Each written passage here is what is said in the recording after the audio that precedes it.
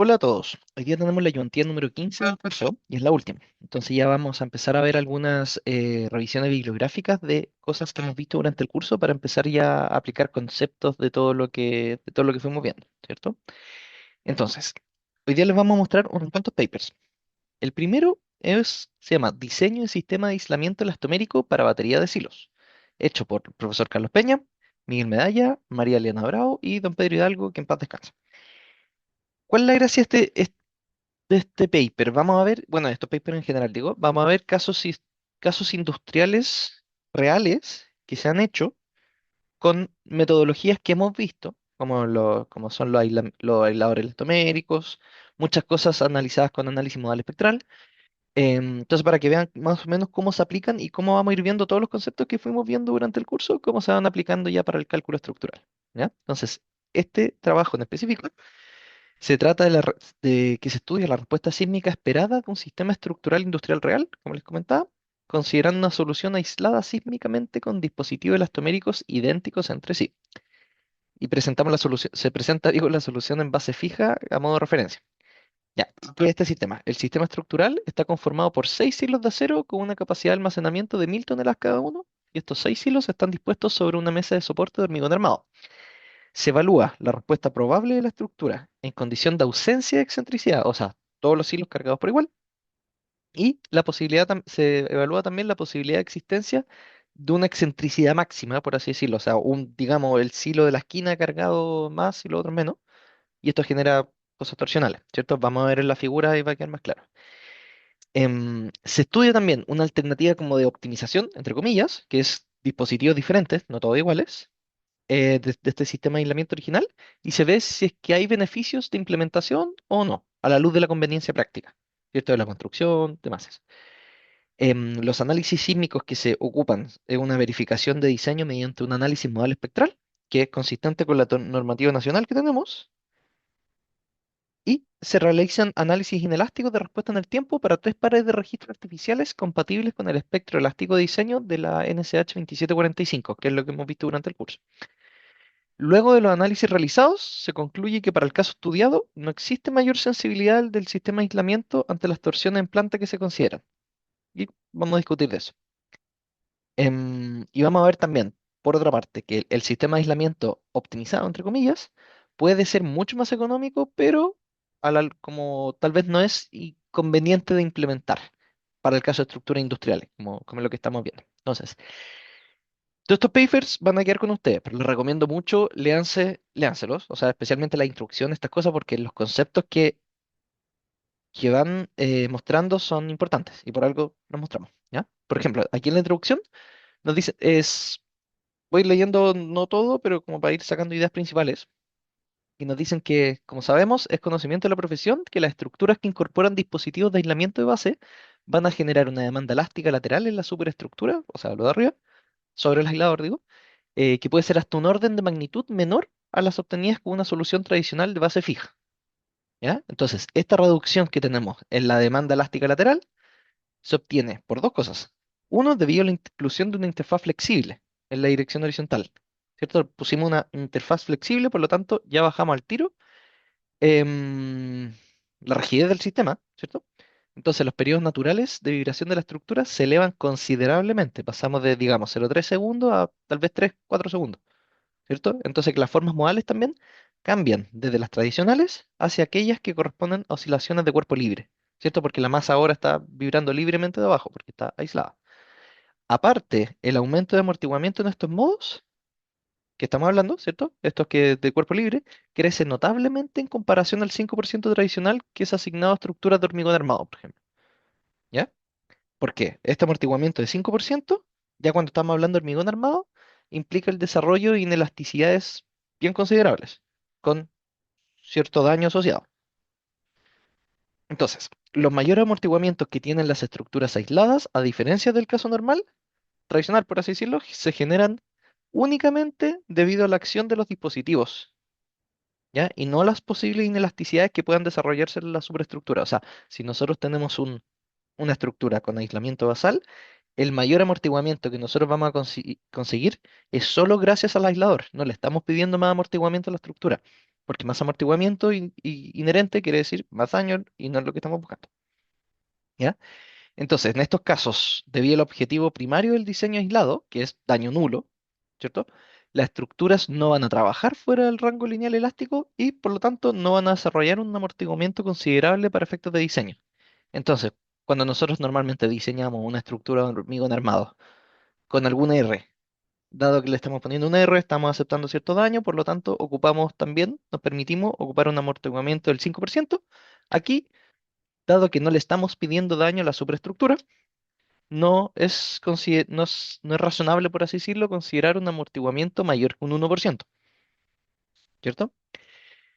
Ya que esto significaría que el diseño permite que la superestructura pueda encontrarse trabajando en un nivel de deformación que se contrapone al uso de la misma tecnología de protección en estudio. O sea, estamos aceptando daño en algo que no queremos daño, ¿cierto? Entonces no habría sentido pedirle a la estructura un 5% de amortiguamiento cuando no le estamos pidiendo daño, ¿ya?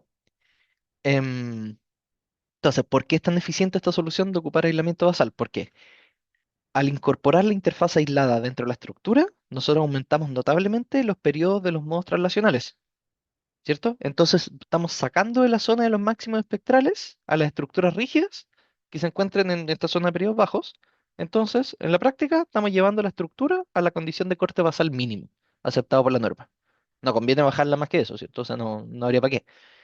Entonces, si es que tenemos muchas masas importantes dentro de la estructura, si llevamos todo esto al corte mínimo, nos podemos ganar el porotito, por así decirlo, de que logramos ponerle la mínima cantidad de cargas sísmicas.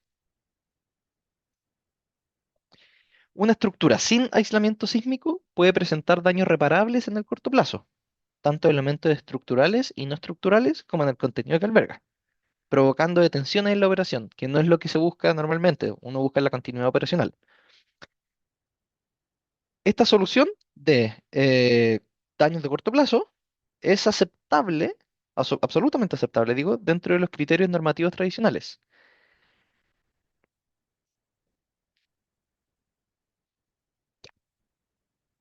Ya, bueno, nos vamos a pasar entonces a las características de la estructura, ¿ya? De nuevo, son 6 hilos cilíndricos de acero a 36 para almacenamiento de cal, con capacidad de aproximadamente 1000 toneladas cada una. Bueno, los mantos, no, me voy a saltar un poquito, pero lo importante, estos hilos son soportados originalmente y en su conjunto por un sistema de marcos de momento de hormigón armado. Así, tenemos los 6 hilos sobre una mesa prácticamente de hormigón armado, ¿ya? Em, bueno, los hilos tienen 7 metros de diámetro, 12 de altura sobre la mesa, ¿cierto? Las columnas son de 1,20 m por 1,20 m. Tenemos unas vigas de 80 por 150 y una losa de 100 centímetros de espesor. Entonces, como caso de estudio, se ubican los aisladores en el sector superior de las columnas en lugar de la base.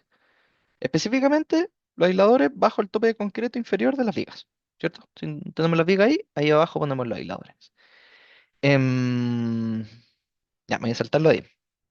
Entonces, ¿qué es lo importante? Este estudio es una aplicación real de este tipo de tecnologías en el sector de proyectos industriales de nuestro país, porque esto se hace en hospitales, colegios, algunos edificios tal vez, ¿cierto? Pero en este caso es una estructura industrial, ¿ya? Entonces, se toman decisiones y evalúan resultados desde la perspectiva industrial. Eso es importante. Entonces, en ocasiones, tal vez el resultado no es óptimo desde el punto de vista técnico, pero si es fácil de construir, es simple y es relativamente económico, funciona súper bien. Ya.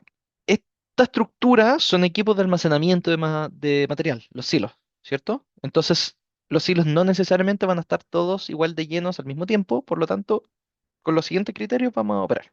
¿Ya? Para la condición operacional, se considera que los 6 silos deben ser capaces de alcanzar un nivel de llenado del 80% de su capacidad volumétrica en conjunto, ¿cierto? Entonces, queremos que entre los 6 tengan el 80% de la capacidad total, 6 por 1000 toneladas cada uno.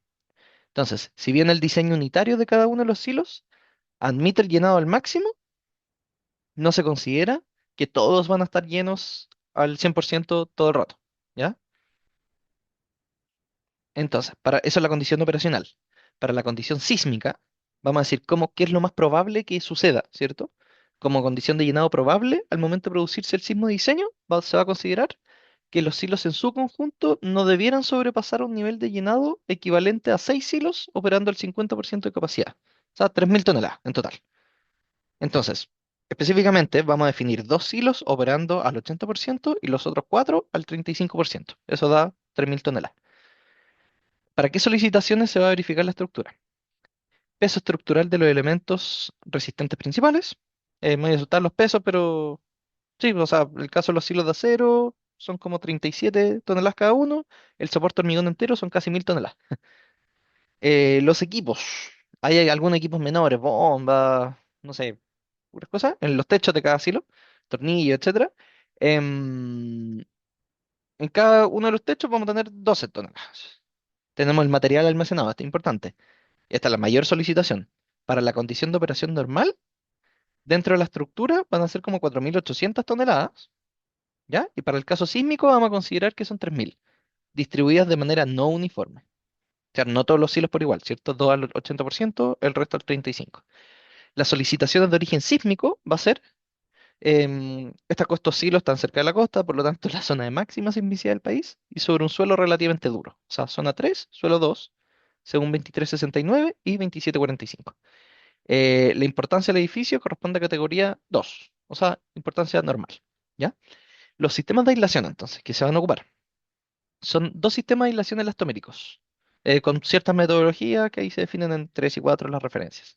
El primero es el caso original, entre comillas, que corresponde al uso de dispositivos idénticos en todas las posiciones. Y el segundo va a ser un caso optimizado, entre comillas, que corresponde al uso de dispositivos diferentes de acuerdo con lo indicado en esta figura. ¿Ya? El módulo de corte de la goma, 6,5 kilos por centímetro cuadrado, láminas de 8 milímetros, bueno, estribos de acero, etcétera. Y esto acá. Entonces, en la planta vamos a tener estos tipos de aisladores. Tenemos un tipo, dos tipos, tres, cuatro tipos distintos. ¿Ya? Dos al medio, iguales. Los dos de arriba, también iguales. Los de las esquinas, distintos. Y los de los lados también distintos. ¿Ya? Modelados según esta bilineal. ¿Ya? Que tenemos acá. Eh, ya, bueno, las características me voy a saltar un poquito porque estos números tal vez no, si uno no está en el tema, no significa mucho, pero tenemos cuatro aisladores distintos. ¿Ya? Ya, para la evaluación de las solicitaciones sísmicas de diseño, vamos a utilizar el método modal espectral. Entonces, necesitamos estimar propiedades lineales equivalentes de los dispositivos. El análisis modal espectral es lineal. Estos dispositivos son no lineales, ¿cierto? Entonces, nosotros necesitamos estimar una rigidez, por así decirlo, de esta base eh, para el caso sísmico. ¿Ya? Entonces, aquí se habla de eso.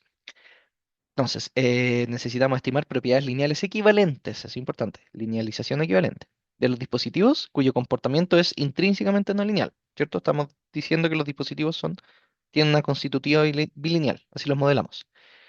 Entonces, al realizar las validaciones del diseño mediante análisis inelástico de tiempo-historia, vamos a utilizar las propiedades reales esperadas del dispositivo.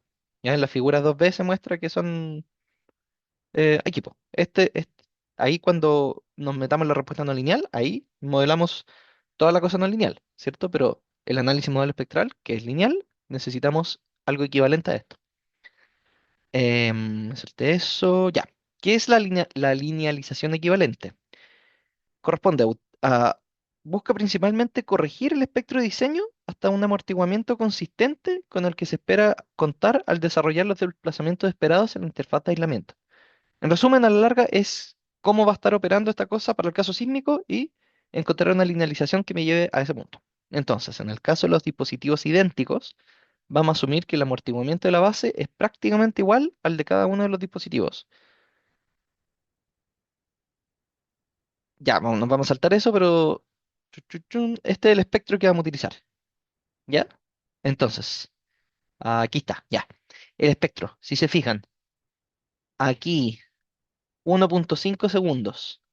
Aquí se pega la bajada, ¿cierto? ¿Por qué se pega una bajada del espectro? Fíjense, el espectro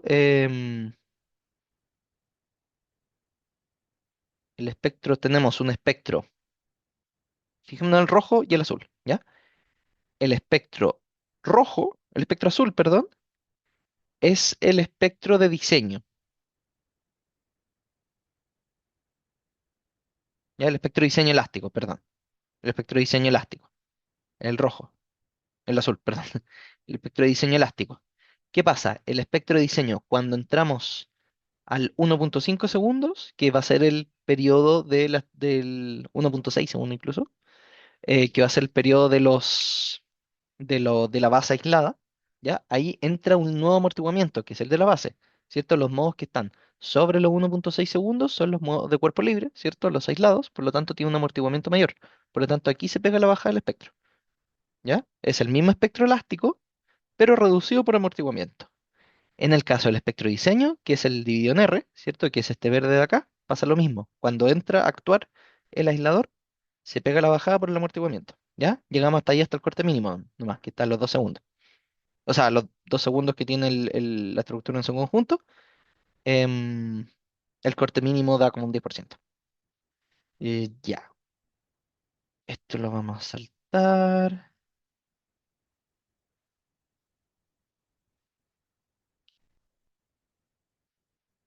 Ya, entonces, como primer escenario, se compara la demanda de diseño entre una estructura de base fija y otra de base aislada, con dispositivos idénticos, todos iguales. Em, Como segundo escenario, después vamos a comparar la demanda de diseño entre tres casos de base aislada. El primero, todos iguales, todos los dispositivos originales trabajando para una condición que no presenta excentricidad en la sobreestructura, o sea, todas las cargas por igual. El segundo corresponde al mismo sistema anterior, pero trabajando en una condición de máxima excentricidad de carga.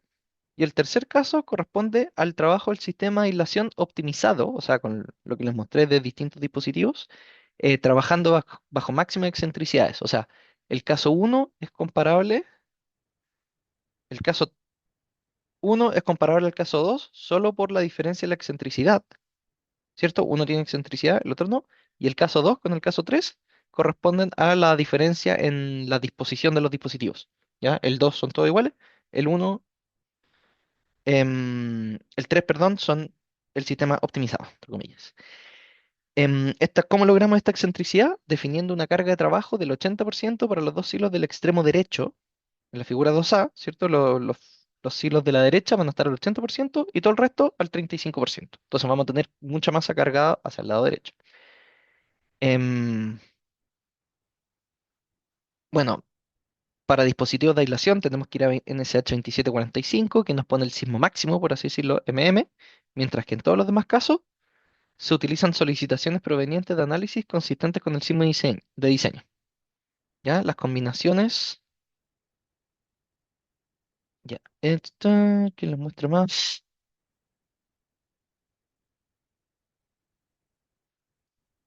Ya, aquí podemos ver.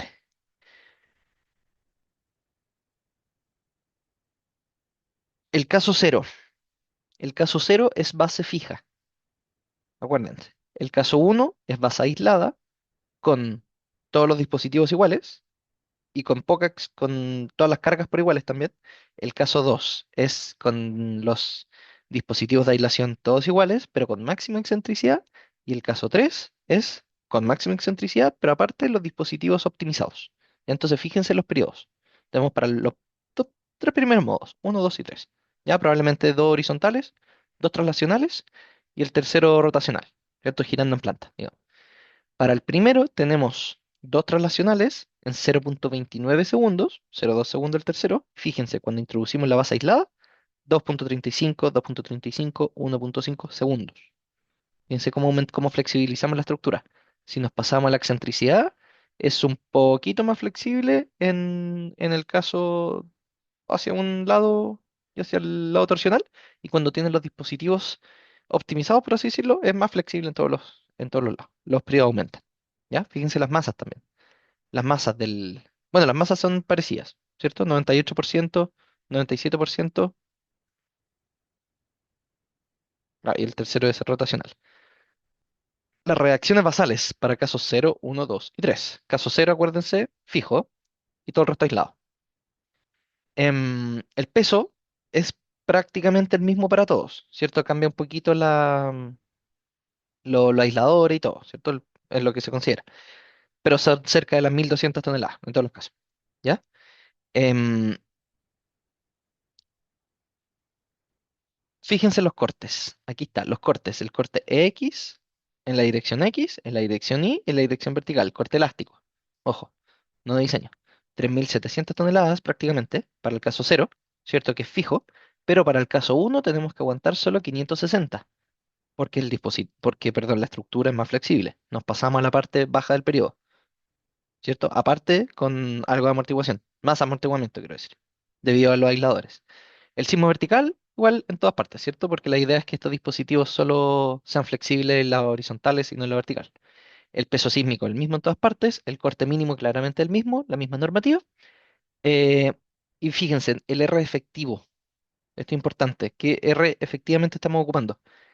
En el caso con base fija, estamos ocupando un R igual 5, o sea, se alcanzaría correspondería a ocupar un R igual 5 para el diseño, ¿cierto? Pero para los casos aislados estamos cerca de un R igual 1, 1.3, 1.2, etcétera. Entonces, fíjense acá, nos dicen, en la tabla 6, que era esta, nos presentan valores denominados R efectivo y amplificación, AMP, cuyo significado es el siguiente. El R efectivo, el que les comentaba, corresponde al valor del factor de modificación de la respuesta elástica que realmente se usará en el diseño. En caso que la solicitación elástica reducida por R se encuentre bajo el mínimo, ¿cierto? Que nos pasamos del corte, o sea, no logramos llegar al corte mínimo, tenemos que amplificar por factor AMP con el fin de alcanzar este mínimo. Consistentemente, el valor de R se reducirá en comparación al que permite de manera explícita la normativa correspondiente. ¿Cierto? No, si digamos que queremos ocupar un R igual 5, no llegamos al corte mínimo, por lo tanto, ese R no es 5, sino va a ser, digamos, 4 punto algo. ¿Ya? Entonces, en el caso de las estructuras con aislación de base, el corte basal reducido por R igual 2, valor que propone la 2745 para el diseño de la superestructura, resulta menor que el mínimo. Por lo tanto, tenemos que amplificar el valor del corte basal reducido, situación que modifica el factor de reducción que efectivamente se está empleando en el diseño. Por eso salió un 1.2, 1.3, etcétera, porque se está ocupando un R igual 2, nos habíamos quedado bajo el corte mínimo, por lo tanto tenemos que amplificar. Y si metemos a la jugar estos dos, el R de diseño, digo, con el factor que necesitamos de amplificar para llegar al corte mínimo, nos da este R efectivo, que es el que efectivamente le estoy pidiendo a la estructura. Em, Ya, para la definición del corte basal del caso 3, la tabla indica que debiera realizarse una amplificación mayor que el factor R original. Fíjense acá, 2 nos está pidiendo una amplificación mayor que lo que le estoy pidiendo. Entonces, ya que eso no tiene sentido, vamos a limitar eh, el valor de R efectivo a 1, ¿cierto? Fíjense acá, 0.97 y 0.93. Estoy pidiéndole más que la demanda elástica y eso no tiene sentido. Entonces nos vamos a quedar, no se va a diseñar con eso y se diseña con 1 y con 1. Bueno, ya, las deformaciones de diseño. Entonces, para las tres formas modales de la estructura aislada, estamos viendo, ¿ya? Porque esas son las deformaciones grandes que no importan. Fíjense, tenemos deformaciones del orden de 20 centímetros, ¿ya? Para todos los lados, transversal y longitudinal. La demanda esperada durante un evento sísmico severo. Una vez definido el diseño completo, se estudia la respuesta inelástica de la estructura al ser sometida a una demanda sísmica definida por tres pares de registros artificiales. Correspondiente con lo que sale ahí, ¿ya? Se construyen estos registros artificiales que se escalan y todo el tema con todo lo que vimos en las tareas, ¿cierto? Que son Yoyeo 2010, Concepción 2010 y Constitución 2010. Ahí en la referencia 5 pueden ver más de eso. Y estos se consideran representativos de la sismicidad local chilena en aquello que corresponde a zonificación y tipo de suelo. Zona 3, suelo tipo 2, etcétera. ¿Ya? Figuras 5 y 6 muestran las componentes transversales de los registros. Fíjense, sismo típico, sismo chileno, por así decirlo, ¿cierto? Con todo lo que vimos en el curso, por la intensidad de áreas, la duración significativa, la zona fuerte, etcétera. ¿Ya? Estos son los espectros de respuesta, los espectros de respuesta, ¿cierto? Para esta componente transversal. Y para un amortiguamiento del 5%. ¿Ya? El análisis inelástico en tipo historia se hace con integración directa, sin considerar efectos de segundo orden y sin incorporar amortiguamiento adicional eh, a la disipación. No vamos a meter más amortiguamiento adicional. Entonces, Respuestas inelásticas de los análisis tiempo-historia. Entonces las figuras 7, 8 y 9, que son estas de acá, ¿ya? Nos muestran diferentes historias de respuestas inelásticas para cada uno de los casos y cada uno de los tres pares de registro. Y las tablas 8 y 9 presentan un resumen de los valores representativos de cada caso. Me voy a saltar un poquito ya, pero son las reacciones que tenemos, que son, acuérdense, teníamos nosotros reacciones cerca de las 500 toneladas, si no me equivoco, claro, si no me equivoco, de un análisis modal espectral. Aquí tenemos el análisis tiempo-historia, fíjense. Tenemos, claro, cortes del orden de 500, 400 algo, ¿cierto? Bueno, los momentos basales, deformaciones, teníamos cerca del 20 centímetros, ¿cierto? Aquí tenemos ya no lineal directamente, sin la linealización equivalente, por lo tanto 18 centímetros a lo max. Tenemos ahí. Em, Los aisladores. ¿Qué más les puedo mostrar? Historia del corte basal. Ya, no, esto es como interesante ver, por así decirlo, del corte basal longitudinal. Aquí se grafica, quiero decir, base fija. Ya, está interesante, sí. En base fija, o sea, sin aislación. ¿Cierto? Esta es la historia de corte basal longitudinal, por ejemplo, en una dirección, ¿cierto? Versus tiempo. Fíjense cómo va y siguiendo el registro y cómo va aumentando. A las 4 por 10 a la menos 3, no sé qué unidades tiene esto, pero fíjense la distribución, por así decirlo. Fíjense para el caso aislado, ese corte basal casi no aumenta. Ya tenemos un corte basal. Para el caso cero teníamos como de, no me acuerdo, 2000 a algo toneladas y ni siquiera nos pasamos de las 500 en el otro, o menos, tal vez. Ya tenemos 4 veces menor, más incluso, cerca de 8 veces menor, tal vez. Aquí está el corte basal compuesto, o sea, en cada dirección, ¿cierto? Y se apunta al máximo. ¿Ahí? Y claro, los links, la histéresis, por así decirlo, de algunos aisladores, de los 5 y 8 que creo que son los de la esquina, si no me equivoco. Em, bueno, de lo anteriormente expuesto, ¿qué se concluye? Como parte, bueno, hay varias conclusiones. En la uno nos dicen que el sistema estructural estudiado, el diseño y los elementos de aislación queda controlado por la compresión de largo plazo. En general en los sistemas de aislación, ¿cierto? Si bien esta es una condición que en estructuras habitacionales o de infraestructura resulta poco común por el nivel de cargas, ¿cierto? En equipos de estructuras de almacenamiento de masa variable nos genera sorpresa de nuevo por la cantidad de carga que estamos hablando, ¿cierto? En condiciones estáticas, estas estructuras deben ser capaces de trabajar a plena capacidad. Sin embargo, para condiciones sísmicas puede considerarse una condición de ocupación menor que sea consistente con el nivel de llenado que se espera la mayor cantidad del tiempo, y es el caso que sucedió. Em, Esto me voy a saltar el punto 2. El punto 3 también me lo voy a saltar. No, sí. Aquí el punto 3. Un punto importante de notar es la amplia reserva de deformación lateral que pueden proveer los dispositivos. Debido al tamaño de los aisladores, las deformaciones de diseño no resultan una exigencia mayor para los dispositivos, y esta situación es deseable en la medida que estas deformaciones puedan crecer por motivos inesperados. Entonces, vamos a detenernos un poquito ahí. Dice, vale la pena detenerse un momento en este concepto de reserva de capacidad, ¿cierto? En el caso que las estructuras industriales es común realizar actualizaciones en los sistemas productivos, ¿cierto? Podrían cambiar, por decir cualquier cosa, la capacidad del silo, o algo de ese tipo, cambiar el tipo de material, digamos, no sé, para alguno con mayor densidad. Entonces, esta situación modifica obviamente la solicitación de las estructuras y exige la realización de revisiones y reacondicionamiento de las estructuras. En los dispositivos de aislamiento, la posibilidad de refuerzo o reparación es casi nula, ¿cierto? Entonces, solo es viable recambiar el elemento entero, normalmente. Si bien se trata de un tema netamente económico y no técnico, es importante considerar en el diseño la posibilidad de estos recambios, qué tan fácil es cambiar uno por otro, etcétera. Entonces, en esta línea podría ser altamente recomendable el mantener reservas de capacidad considerables en el sistema original. Además, la definición del sector donde se instala cada uno de los dispositivos debiera ser detallada de tal forma que permita la incorporación futura de elementos de mayor tamaño y capacidad en caso de ser necesario. O sea, la posición de todas estas cosas, de estos dispositivos, el tipo de dispositivo, todo, la idea es que sea fácil de reemplazar, fácil de construir también.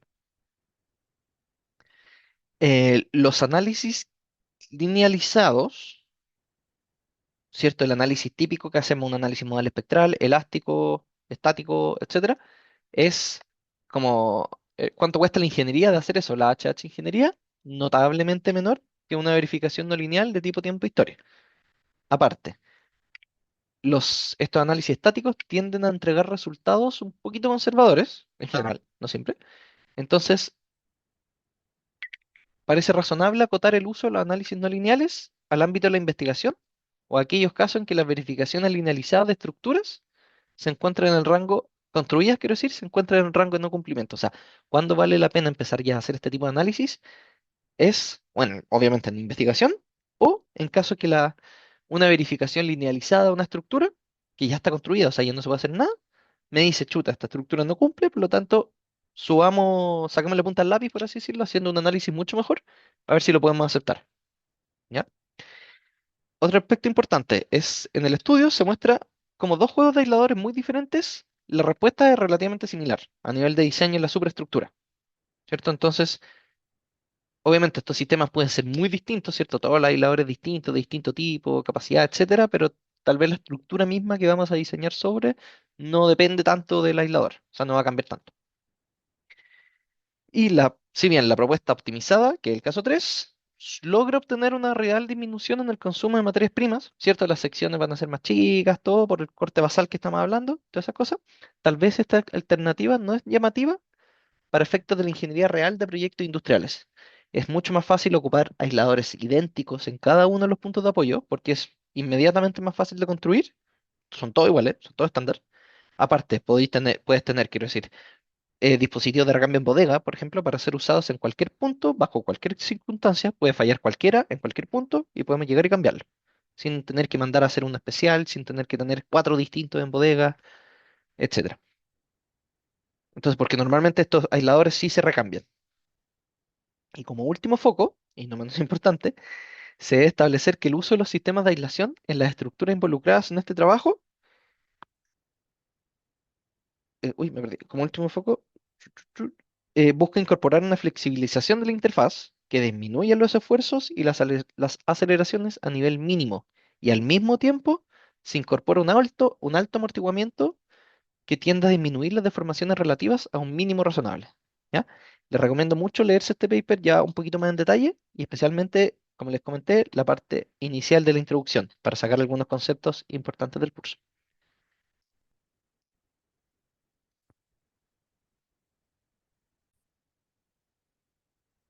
Lo siguiente que vamos a ver, este es un informe técnico de diseño estructural y cubicaciones de estanque GNL Talcahuano CAP.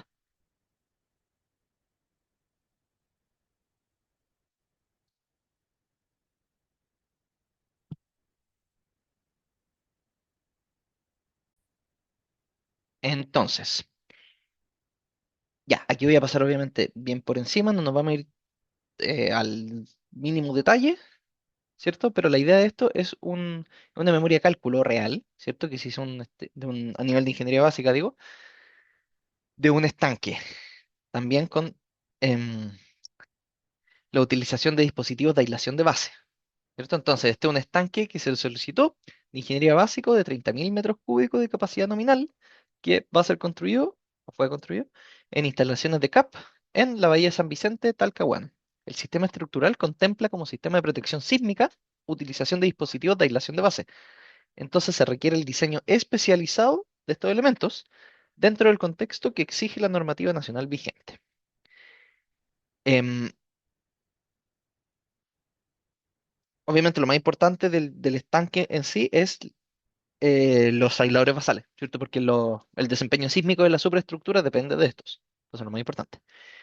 En la ausencia, no se tiene información específica en lo que se refiere a las propiedades del suelo fundación, como aparte el diseño mecánico funcional del estanque. Entonces se hacen muchos supuestos razonablemente conservadores para poder hacer este diseño. Y el único documento que se tiene es un datasheet del estanque que hoy si es que está, se lo voy a mostrar. Em, ¿Cómo se hizo este análisis? Dado que no se tenía información suficiente, ya sea del estanque o acerca del suelo fundación, se hace imprescindible realizar una serie de supuestos razonablemente conservadores que permitan desarrollar un diseño con algo de información. ¿Cierto? Entonces, el, aquí está, los criterios de diseño más relevantes. A nivel de materiales, va a ser, se considerar un hormigón estructural de G35. Eh, el manto probablemente va a ser post-tensado y lo mínimo que piden es un G35 para post-tensar, entonces se utiliza ese G35. No, probablemente tenga pocos problemas de agrietamiento, mejorando durabilidad y serviciabilidad de las estructuras. El acero de refuerzo va a ser el típico nacional, A630 420H.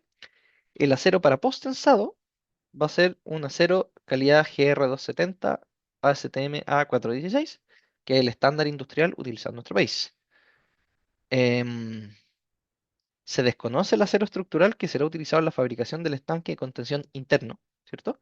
Y por lo que se ha elegido utilizar una resistencia a fluencia referencial de 36 kSI, considerado como valor común entre los aceros estructurales, o sea, un acero a 36. Ya, entonces entre las condiciones más relevantes consideradas y que controlan el diseño estructural se encuentran la capacidad de almacenamiento nominal y la carga gravitacional proveniente de la prueba hidrostática, que se le hace siempre se llenan de agua estas cosas para ver que no hayan fisuras, todo antes de llenarse el contenido real. ¿Ya? Ambos datos provienen de información entregada por RINA, que es la empresa que solicitó el análisis. La capacidad de almacenamiento del estanque 30.000 metros cúbicos, la presión correspondiente a la prueba hidrostática es de 18 metros. O sea, 18 metros de altura van a ser de prueba hidrostática. Suelos. No se tiene un informe mecánica de suelos, por lo tanto se va a considerar un suelo tipo 3 para 2369 y un suelo tipo D para 2745 o 3411. En relación a la capacidad de soporte del suelo, se establece por indicación de la empresa que se va a utilizar pilotes con resistencia en compresión de 40 toneladas operacionales y 50 toneladas ante evento extremo. Em, Cabe señalar que las referencias nominales, informales quiero decir, con que se cuentan en relación a calidad de suelo, establecen tensiones máximas de contacto del orden de 2 kilos por centímetro cuadrado, lo que no resultaría suficiente para la instalación del estanque directamente sobre la superficie del terreno. Por eso se utilizan pilotes. ¿Ya? En la memoria, ¿qué es lo que no se evalúa?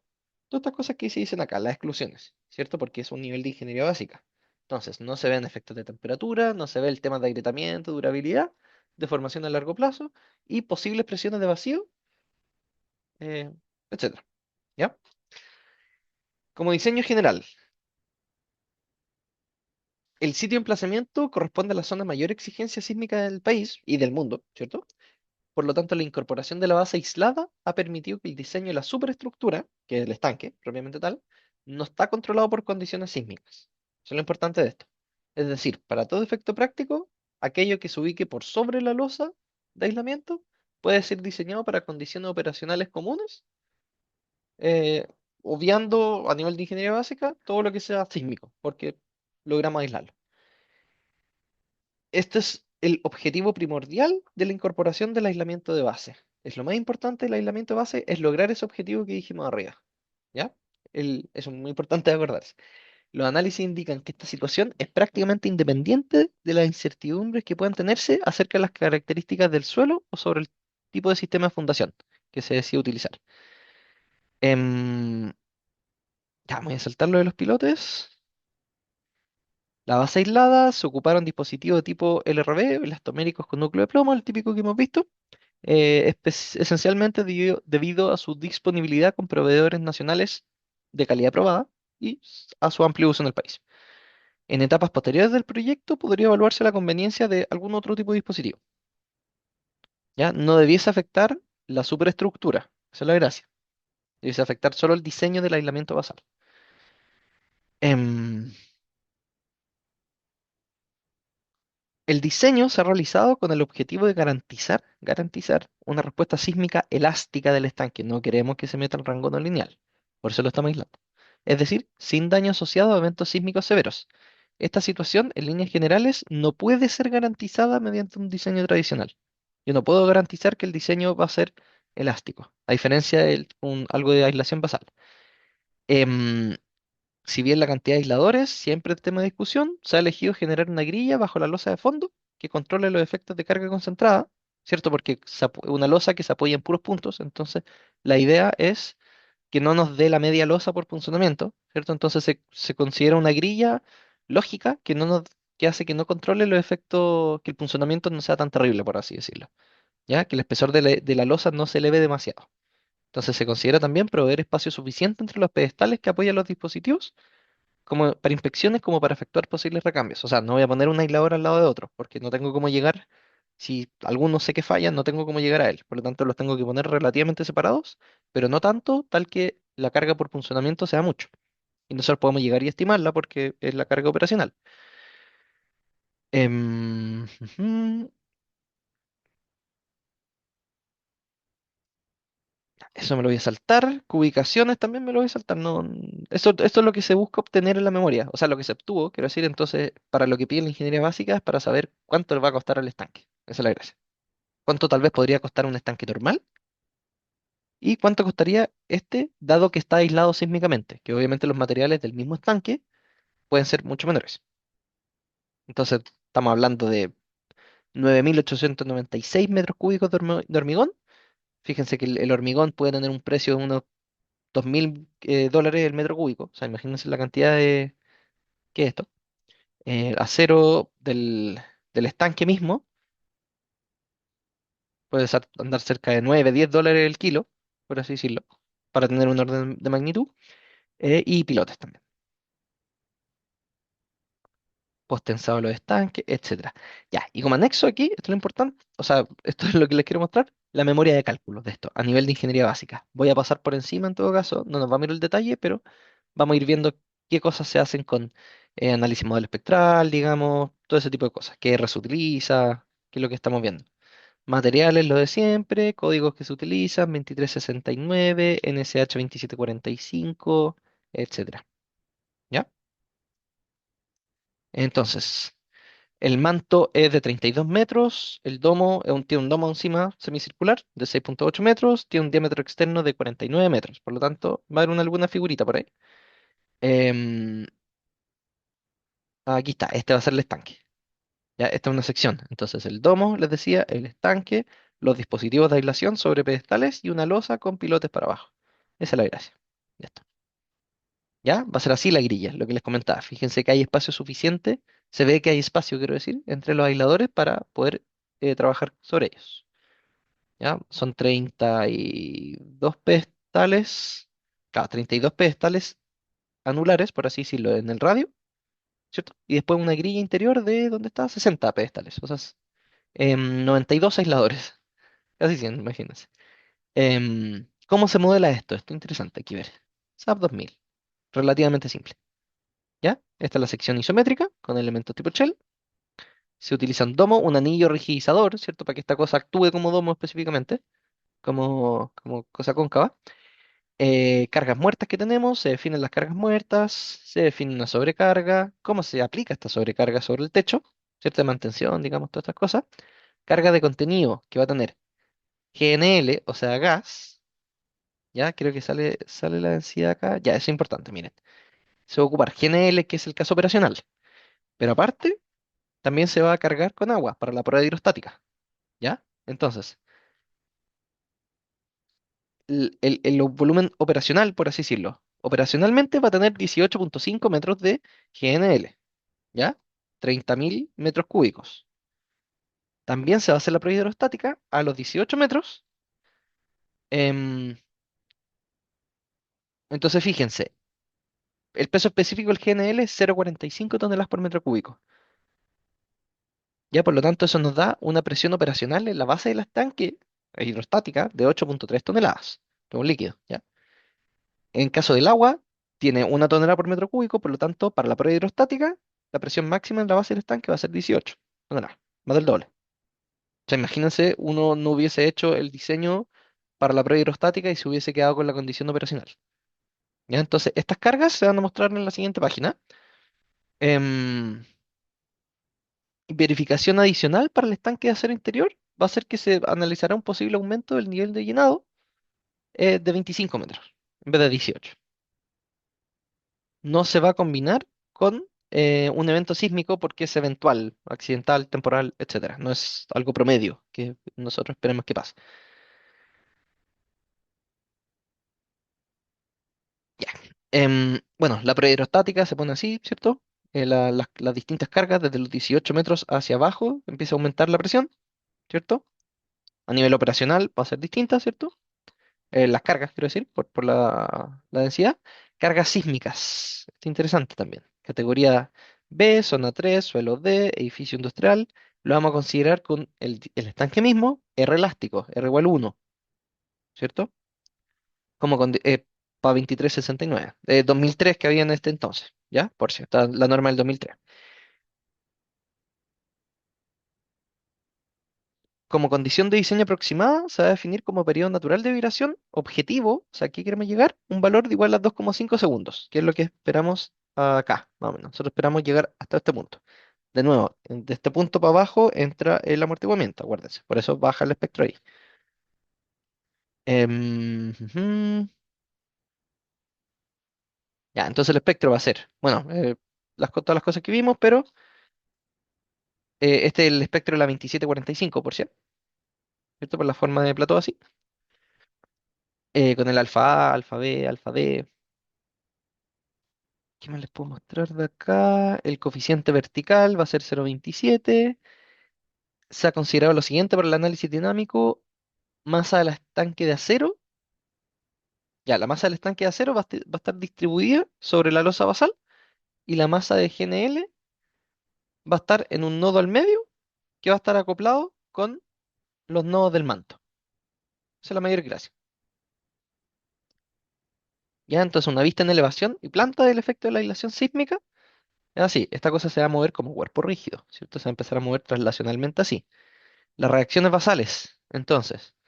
Teníamos que el peso del hormigón, estanque, todo está cerca de las 18.000, digamos, toneladas.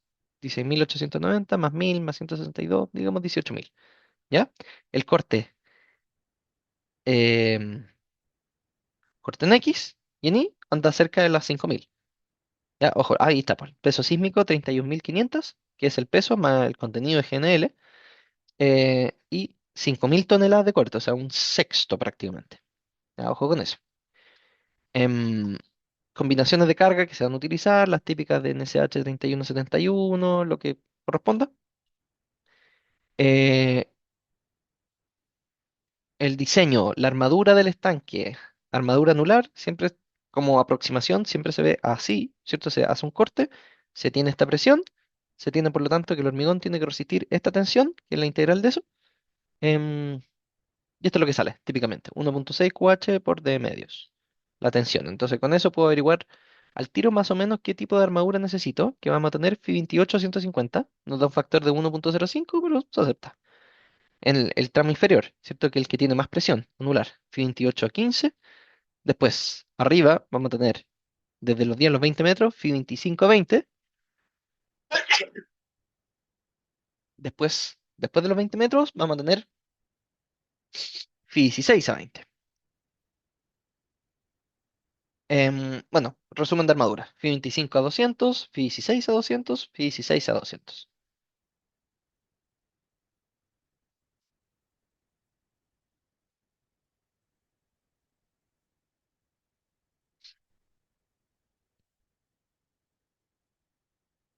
Ya. Respecto a la armadura vertical, los esfuerzos en dicha dirección son mucho menores, no son iguales que los anulares. Por lo tanto, se va a adoptar el criterio de colocar la mitad de la armadura anular, ¿cierto? Em, de forma tal de proveer al sistema una resistencia de placa adecuada, relativamente equilibrada, o sea, más o menos una resistencia más o menos parecida, ¿cierto? En una dirección versus la otra dirección, ¿cierto? La idea no es tener algo armado, piensen por así decirlo, barra Fi 32 cada 100 centímetros, o sea, 10 centímetros, comparado con un Fi 25 a 200. La idea es tener cosas más o menos parecidas y un espaciamiento también parecido. Em, el techo también se diseña para cierta carga, ¿cierto? Ahí tenemos las fuerzas axiales que se generan, los momentos y las tensiones en el anillo rigidizador, también aparecen tensiones. Entonces se calcula el domo, se calcula el anillo. La losa de fondo, un sistema de losa multiapoyado sobre los dispositivos, que va a estar controlado por la prueba hidrostática, que es la máxima presión de fondo, ¿cierto? Entonces el siguiente diagrama corresponde a los diagramas de momento flector para ambas direcciones. Vamos a mostrar solo una dirección porque esta cosa es simétrica. Y este es un paño representativo de la losa de fondo, porque son construyen ternopaños, ¿cierto? No una cuestión continua. Em, Se ve más o menos así la cosa. Entonces, haciendo una lectura igual a una distancia igual a la mitad del diámetro del aislador, el aislador está ahí al medio, nos alejamos la mitad del diámetro porque no vamos a leer en el mismo punto, porque son concentraciones ficticias de la tensión. Integrando un metro de ancho, vamos a tener estos momentos más o menos que también se diseñan, da una doble malla FI 25-200 también, la losa de fondo. Se ve también que se espera solo comportamiento de flexión. Em, Se verifica entonces después la carga de punzonamiento. Entonces se calcula el punzonamiento, como ustedes lo han visto en sus ramos de hormigón armado, em, se llega a un factor de utilización del 84%. ¿Ya? Dispositivos de aislación sísmica después. Si tienen aisladores interiores que se diseñan de cierta manera para cierta carga axial, que es con lo que se determina inicialmente el aislador, después los aisladores exteriores se diseñan también de cierta manera porque tienen su distinta área tributaria y se tiene otro también carga axial. Ya, esto vamos a saltar un poquito.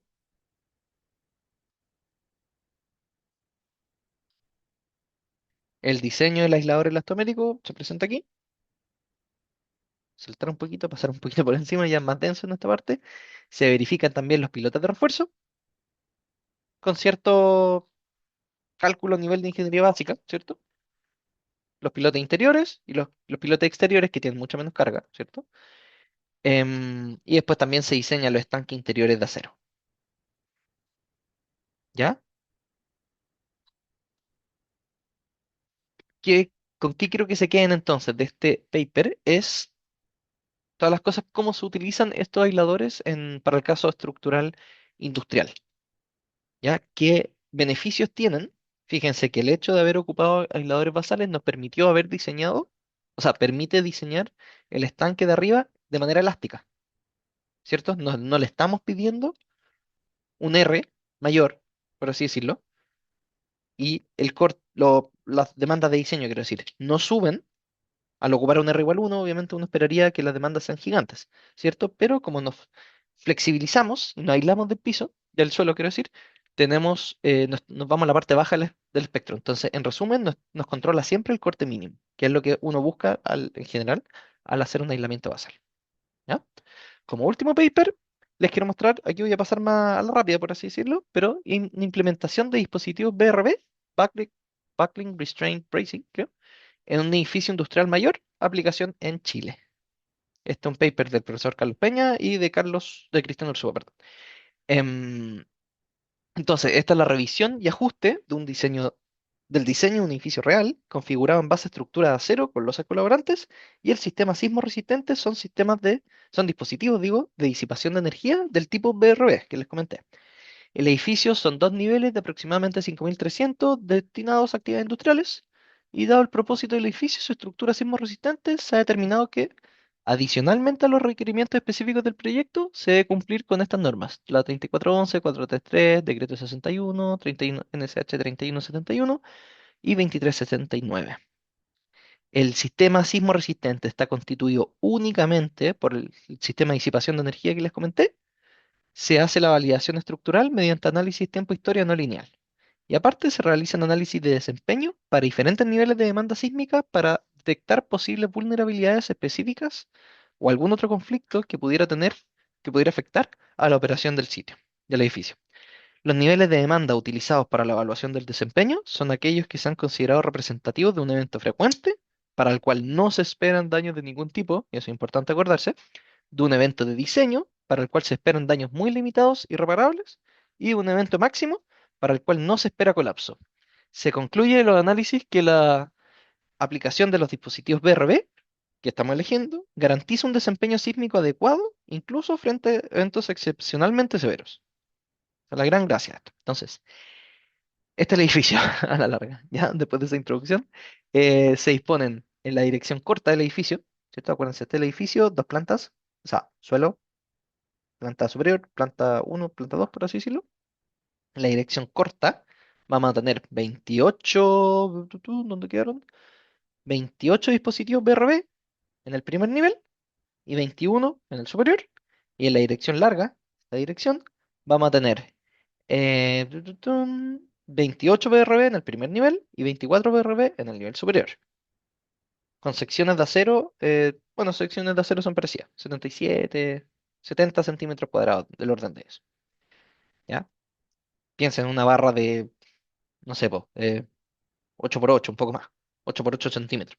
Ya no son elementos gigantescos. Este edificio isométrico, los principales parámetros sísmicos del edificio, y esto es importante, los pesos sísmicos, el peso sísmico total, esperamos 12.500 toneladas prácticamente.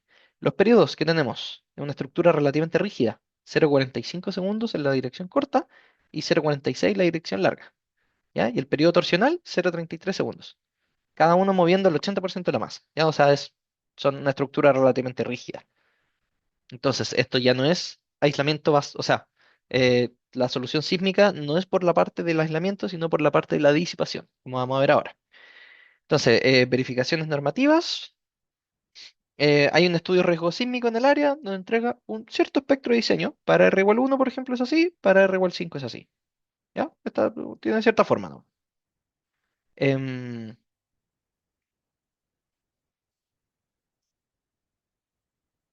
a ver, ¿qué más les puedo mostrar? Ya, no me voy a ir al detalle. El espectro se corrige para utilizar con NSH433, que es lo que se quería hacer también. Entonces, este espectro se tiene, en ese caso. Es para R igual 1, para R igual 5, por así decirlo, que el R efectivo. El R efectivo queda en 3.7. 3.7 queda el R efectivo. ¿Ya? El límite de formación de entrepiso es 0,2% para condición de espectro reducido. Es- ¿Qué más les puedo mostrar? Ya. Y espectro de diseño para el sismo de diseño, SDI, que es el rojo, y el sismo máximo probable, que es el azul. ¿Ya? Se hacen también registros de semillas, registros sísmicos para el tiempo historia no lineal, aquí se muestran, para el nivel SDI, espectro de aceleración, elástico, y espectro de desplazamiento, y se verifica el desempeño sísmico. Y aquí me quiero detener un poquito. Entonces, adicional a las verificaciones establecidas por la normativa nacional vigente, se desarrolla aparte un análisis de desempeño, que es con sismo operacional, de diseño y máximo esperado. ¿Ya? Este análisis de desempeño permite estimar el nivel, la ubicación y el tipo de daño que vamos a esperar dentro de la estructura. Entonces facilita, perdón, la evaluación del cumplimiento de los objetivos de desempeño esperados. Las normas tienen requisitos prescriptivos que me están diciendo que si tú sigues toda esta serie de pasos, tu estructura debiese comportarse bien. Un análisis de desempeño ya corresponde a ver con lupa cuáles son, cómo se está portando la estructura frente a distintas demandas. Y si yo estoy cumpliendo con las cosas que me pide cumplir la norma, que es la falta de daño para el caso de un sismo operacional, daños reducidos para el sismo de diseño y protección de la vida o protección del colapso para el sismo máximo considerado. Entonces aquí nos muestran los tres casos, que el OLE, Operating Level Earthquake, corresponde a un nivel de solicitación que se espera que la estructura presente un comportamiento 100% elástico, no haya incursión elástica. En este caso, es una probabilidad de excedencia del 50% en 30 años, que es un periodo de retorno de 43 años. Para el sismo de diseño, corresponde a un nivel de solicitación para la cual se esperan incursiones inelásticas limitadas y daños menores, de manera que sean necesarias reparaciones rápidas o que no hayan reparaciones, ¿cierto? Y que las detenciones de operación sean lo más cortas posibles. Por lo tanto, em, como el representativo de este nivel de demanda, puede ser un sismo del orden de probabilidad de excedencia de 10% en 50 años, periodo de retorno medio de 475 años. Está el sismo de diseño que nosotros tenemos en nuestras normas comúnmente, la 2369, 433, 433. Y el sismo máximo considerado corresponde a un nivel de solicitación para la cual se espera que la estructura no presente colapso. En este caso se elige como representativa de este nivel a una demanda cuya probabilidad de excedencia sea del orden de 2% en 50 años, que es un periodo de retorno de 2475 años. Entonces, se elige definir un espectro base representativo del nivel DLE, que es el sismo de diseño, que es el que tiene nuestras normas, y se van a generar los otros dos espectros, ponderando los espectros por algún factor. En este caso, 1.5 para llevarnos al máximo considerado y 0.6 para llevarnos al operacional. ¿Ya? Son aproximaciones derivadas del estudio de curvas de riesgo para la zona de mayor sismicidad chilena, que se ha hecho en algunas partes de la literatura. Em, ya, aquí están los tres espectros. El operacional, el de diseño y el máximo considerado. ¿Ya? El de diseño era el de la 2745. Acuérdense, que habíamos utilizado. Esto es el elástico, R igual 1. ¿Ya? Computacionalmente se utiliza el software SAP 2000, versión 20, eso no importa, versión 20. Así, bueno, no les voy a mostrar más que eso, en verdad. ¿Ya? Los dispositivos BRB ya se analizan se modela la constitutiva, que es un ciclo histerético uniaxial, de acuerdo con un modelo de Venn, no sé, ahí se los voy a mostrar.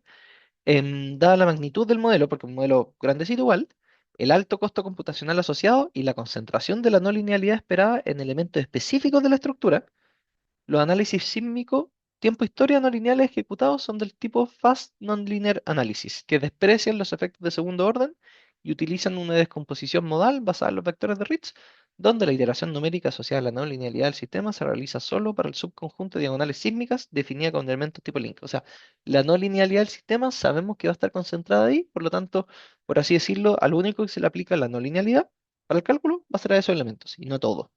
¿Ya? Para poder hacerlo más rápido este análisis.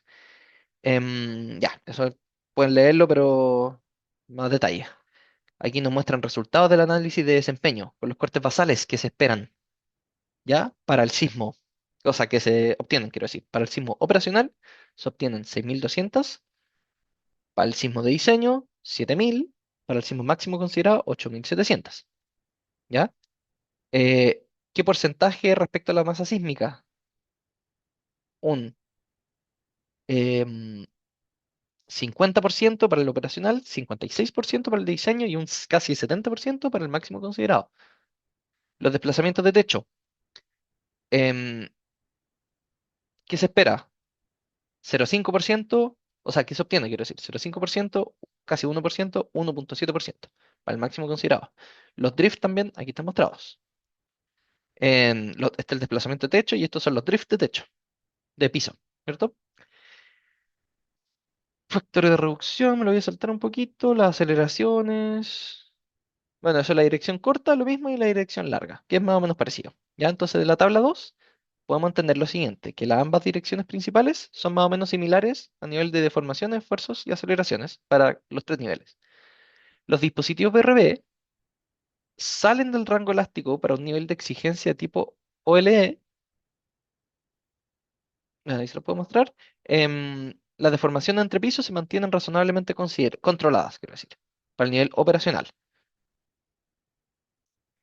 Para un nivel de exigencia tipo DLE, se evidencia que las deformaciones de entrepiso se mantienen controladas y se estima que la respuesta resulta aceptable para este nivel de demanda, ya que no se esperan detenciones de operación prolongadas producto de posibles daños no estructurales, reparaciones menores, tabiques, todo ese tipo de cosas, ¿cierto? Aunque no se espera daño estructural propiamente, existe la posibilidad de experimentar deformaciones de entrepiso remanentes, que quiere decir que quede un piso deformado respecto al otro. Les voy a mostrar mejor la figura, ya para eso. Y para un nivel de exigencia tipo máximo considerado, se evidencia que las deformaciones de entrepiso del primer nivel son más grandes que las del segundo, por lo tanto podría conducir a una concentración de daños en el primer nivel, pero la respuesta resulta aceptable para este nivel de demanda, ya que no se espera colapso de ningún tipo, para el sismo máximo considerado. Solo podrían, o sea, el problema es más como de estructuración, más que como de resistencia. Se podrían esperar tal vez detenciones de operación por algunos daños que hayan, no colapso, y existe la posibilidad de experimentar deformaciones de entrepiso remanentes. Ya, y aquí esto en verdad, esto es importante demostrar. Creo que no. Sí, más abajo va a estar. Ya. Para el sismo operacional de diseño y máximo considerado, nos muestran en la dirección corta de la estructura, a la izquierda, y en la dirección larga de la estructura, el desplazamiento de, si no me equivoco, el desplazamiento, perdón, el comportamiento de un dispositivo BRB del piso inferior. Cierta riostra, por así decirlo, BRB. Se fíjense. Para el sismo operacional ya se mete un poquito en la parte inelástica, para el de diseño mucho más y para el máximo considerado claramente mucho más, ¿cierto? Este modelo obviamente es tan bonito porque es como uno lo modela, ¿cierto? Si uno tiene un modelo para el comportamiento bilineal, obviamente se va a comportar de esa manera, el que uno lo modeló, ¿cierto? Si uno ya ve la estructura en sí, total, este es el comportamiento global del edificio. ya que es el desplazamiento de techo versus el corte basal. Ya, entonces fíjense también, para el sismo operacional también se mete un poquito, para el sismo de diseño también ya se mete harto más en la parte estética, y para el sismo máximo considerado ya hace ciclos más grandes, pero no empieza a hacer ciclos cada vez más chicos, que quieren decir pérdida de resistencia, degradación de resistencia, pero sí, ¿no? Siguen su parte comportándose de cierta manera. La estructura en sí. Esta es la figura, bueno, sí.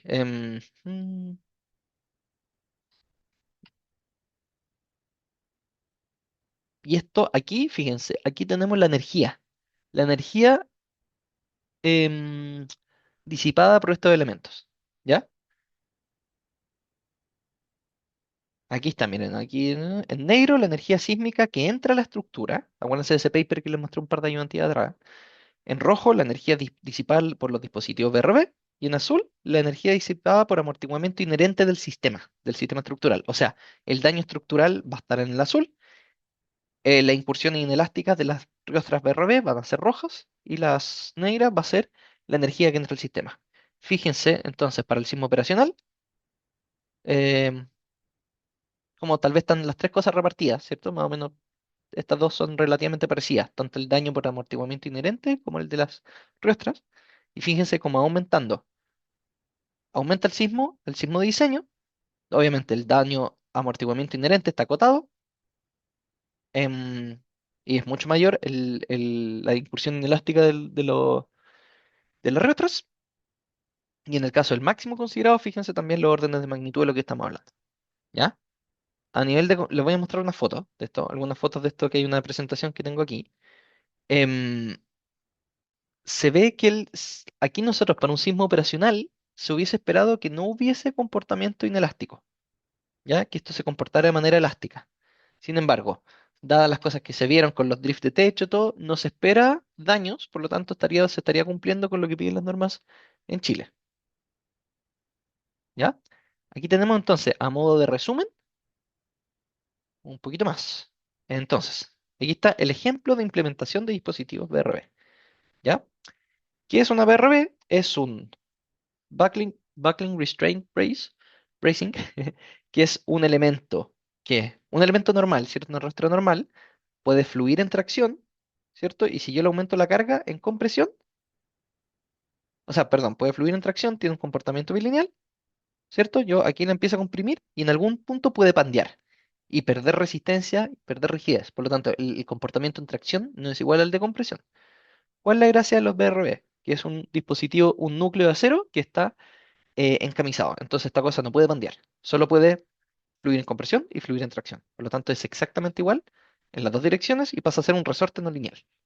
Entonces uno podría tener una riostra en vez de dos, por así decirlo, ¿cierto? Porque se comporta igual en tracción que en compresión. Bueno, ahí más o menos cómo se utilizan estas cosas, distintas secciones que pueden tener, cómo se conectan a las zonas de las vigas, ¿cierto? Con obviamente una cantidad infinita de pernos, porque estas cosas pueden fluir en tracción, que obviamente es una carga bien grande. El edificio en sí, bueno, ya se los mostré, la superficie, dar un par de fotitos acá del edificio como era inicialmente. Em, las riostras, ¿dónde están? Fotos de la estructura, así son, ¿ya?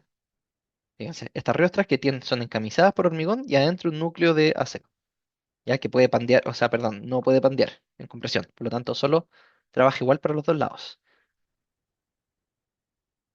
¿ya? Fíjense ahí la cantidad de pernos que tiene obviamente cada uno de estos. Fíjense, la viga del medio no es tan grande.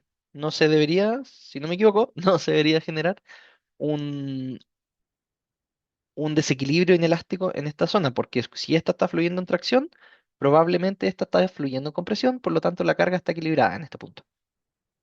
¿Ya? Una le quita a la otra, por así decirlo. Y no es el caso cuando tenemos riestras normales, que la resistencia de uno en tracción, por así decirlo, cuando está fluyendo en tracción, la otra puede haber pandeado, por lo tanto, esta carga no va a ser igual. Entonces, esta viga no resulta tan grande como lo vimos en su minuto en el curso.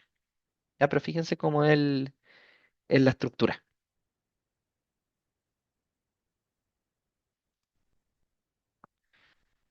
¿Ya? verificación normativa que se hizo, el modelo que teníamos, lo que les mostré el paper de peso sísmico, esto es un buen resumen si quieren después verlo también, los periodos que teníamos, los espectros que se utilizaron, el sistema, perdón, el espectro que se usó para NSH 3411, perdón, dije antes 2745, el análisis de desempeño que se utilizó, resumen de lo que les comenté antes, los espectros, distintos espectros, y qué más les puedo mostrar. Los resultados que se obtuvieron para nivel de corte basal, desplazamiento de techo, demás es.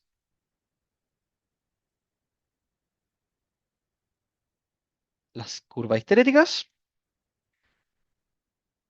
y les recomiendo mucho leer ya estas conclusiones. Irse directamente a estas conclusiones, que por ejemplo, la utilización de estos dispositivos BRB nos permitió garantizar un comportamiento sísmico adecuado durante eventos de intensidad severa, funcionando como el mecanismo exclusivo de disipación de energía, mientras todo el resto de los componentes estructurales se mantienen en el rango elástico, que es lo que se busca. ¿Ya? El sistema incursiona en el rango inelástico para niveles de demanda bajos y durante eventos sísmicos podría presentar deformación lateral remanente, o sea que queda un piso deformado respecto al otro. ¿Ya? Las normas nacionales involucradas en el diseño no necesariamente garantizan que el sistema gravitacional, que son las columnas, se preserve a todo evento. Entonces se recomienda que la resistencia a las columnas se verifique por medio de un análisis tiempo-historia no lineal para una demanda sísmica que no sea menor que el nivel de diseño. Eso es todo. Entonces, les recomiendo mucho leerse ya más en detalle los papers, especialmente para el nivel de conclusiones que se espera que tengan. ¿Ya? Eso es todo. Muchas gracias.